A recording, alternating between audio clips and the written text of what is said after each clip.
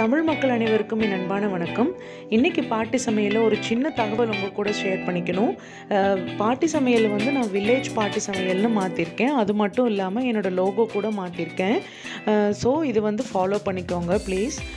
இன்றைக்கி வந்து நான் எள்ளு உருண்டை தான் செய்ய போகிறேன். அந்த காலத்தில் வந்து நம்ம பாட்டிமார்களே செய்வாங்க இல்லையா, அந்த மாதிரி தான் செஞ்சுருக்கேன். நான் சின்ன வயசில் வந்து நானும் என் பாட்டியும் உரலில் இடித்து நாங்கள் எள்ளு மாவு இடிப்போம். ஸோ அந்த மெத்தடில் தான் பண்ணியிருக்கேன். பட் நம்ம உரலெல்லாம் இப்போ இடிக்க முடியாதனால நான் மிக்சியில் போட்டு தான் பண்ணியிருக்கேன். ஸோ மெத்தட் வந்து டிப்பிக்கலாக அன்னைக்கு எப்படி பண்ணோமோ அதே மெத்தட் தான். ஸோ இப்போ வந்து நான் என்ன பண்ணியிருக்கேன்னா, எள்ளு வந்து நல்லா சுத்தம் பண்ணிவிட்டு 2-3 தடவை நல்லா கழுவி அதை வந்து காய வச்சுருக்கேன் ஒரு காட்டன் கிளாத்தில். ஸோ இப்போ நல்லா ஒரு 2 மணி நேரம் ஆறுனதுக்கப்புறமா வந்து இந்த மாதிரி ஒன்றோட ஒன்று ஒட்டாமல் நல்லா தண்ணியெல்லாம் இஞ்சிருச்சு. ஸோ அதுக்கப்புறமா வந்து நான் கடாயில் ஒரு மீடியம் ஃப்ளேமில் வச்சுட்டு நான் வந்து நல்லா வறுத்துக்கிறேன். நல்லா வெடித்து அந்த தோல் விடும் பார்த்திங்களா, அந்த அளவுக்கு நம்ம வறுத்து எடுத்துக்கணும்.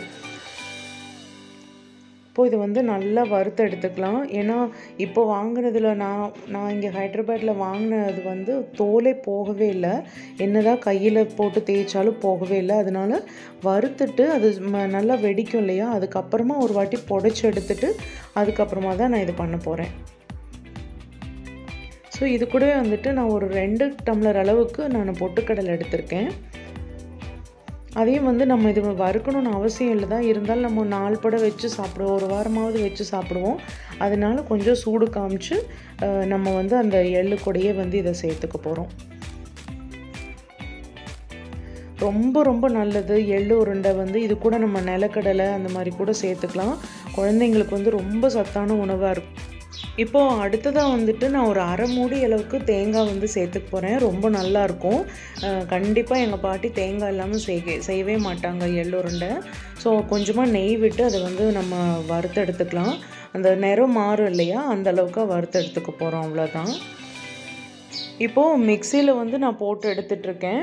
ஒவ்வொரு கொஞ்சம் கொஞ்சமாக போட்டு அந்த பொட்டுக்கடலையும் எள்ளையும் வந்து மிக்சியில் 2-3 வாயாக போட்டு எடுத்துகிட்ருக்கேன். ஸோ இது எல்லாத்தையும் நம்ம மொத்தமாக சேர்ந்து எல்லாத்தையும் நல்லா மிக்ஸ் பண்ணிக்கணும்.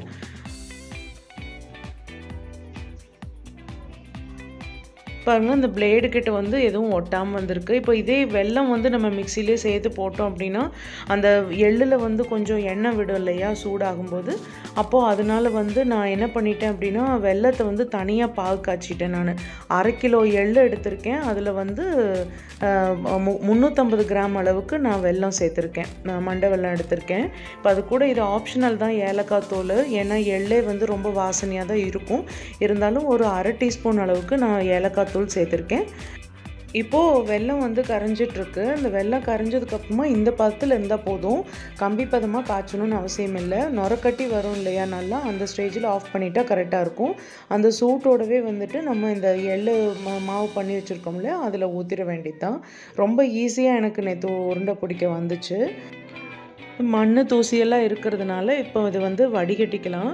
வடிகட்டிட்டு இப்போ வந்து நம்ம இதை உருண்டை பிடிச்சிட வேண்டியது தான்.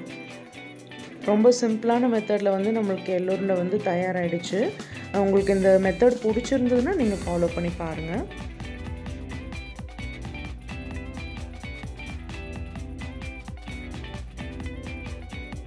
இப்போது இது வந்து வெல்லம் பாகு வந்து ஈவனாக ஸ்ப்ரெட் ஆகிற மாதிரியே நம்ம நல்லா மிக்ஸ் பண்ணி விட்டுக்கலாம்.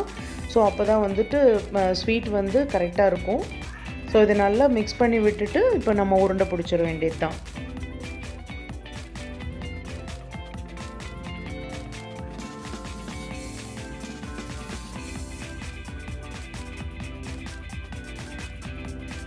இப்போ பாருங்கள், அவ்வளோ நல்லா வந்துச்சு. உருண்டை பிடிக்கிறதுக்கும் ஈஸியாகவும் இருந்துச்சு. நம்மளுக்கு நல்லா ஒரு பாகு வந்து எல்லா இடத்துலையும் நல்லா இது பட்டு ஸ்வீட்டு எல்லாமே கரெக்டான அளவில் வந்துருந்துச்சு. ஸோ இது வந்து டிப்பிக்கலாக வந்து அந்த காலத்து முறையில் நான் பண்ணியிருக்கேன். உங்களுக்கு இந்த மெத்தடும் வீடியோவும் பிடிச்சிருந்ததுன்னா நீங்கள் ட்ரை பண்ணி பாருங்கள். டேஸ்ட் ரொம்ப நல்லா இருந்துச்சு. இது கூட நிலக்கடலை கூட நம்ம சேர்த்துக்கலாம், இன்னும் நல்லாயிருக்கும். என்ன ஃப்ரெண்ட்ஸ், இந்த வீடியோ உங்களுக்கு பிடிச்சிருக்குன்னு நம்புகிறேன்.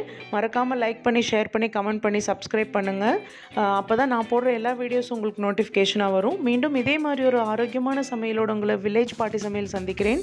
அது வரைக்கும் நன்றி, வணக்கம், பாய் ஃப்ரெண்ட்ஸ். தேங்க்ஸ் ஃபார் வாட்சிங்.